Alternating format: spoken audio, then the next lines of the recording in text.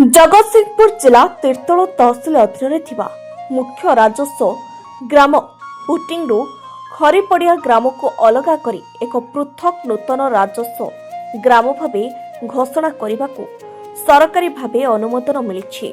एने जगतसिंहपुर जिलापाल सुपारिश उपरे संपूर्ण भावे विचार करा जाई एही निष्पत्ति ग्रहण करा जायछि। सूचना अनुसार तीर्तोल तहसिल अधीन पुटिंग ग्रामर मोट क्षेत्रफल 379.76 डिसमिल थिला।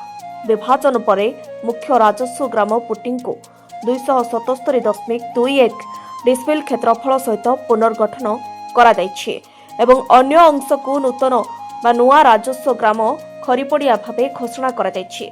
एही विभाजन और पूर्व गठन को ओएस एवं एस नियम 1962 नियम 61 अनुसार अनुमोदन दिया जायछि। तेबे आदेश अनुसार उभय ग्राम पई समस्त सामुदायिक एवं गोचर जमी इत्यादि साधारण संपत्ति संपद सीपीआर भावरे रहिबो।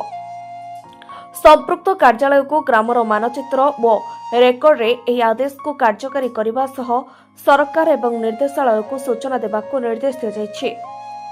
तीर्तोलु सुभाषिष स्वाईं को रिपोर्ट, न्यूज प्राइम ओडिशा।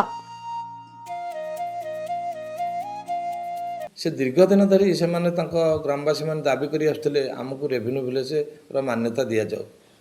एवं सरकार तरफ रेवेन्यू विलेज नूतन रेवेन्यू विलेज करने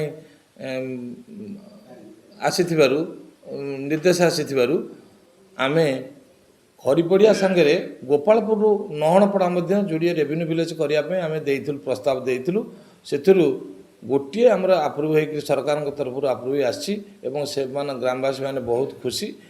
दीर्घ 100 वर्षर स्वप्न थिला खड़ीपड़िया को एक रेवेन्यू विलेज रे परिणत करवा। मान्यवर विधायक तीर्तोल एवं मान्यवर एमपी विभू प्रसाद तराई महोदय को एवं जगतसिंहपुर जिला सभापति प्रताप कुमार मिश्र महोदय को तांकर तत्वावधान और प्रेरणा द्वारा आज खड़ीपड़िया को एक रेवेन्यू विलेज रे परिणत कराई।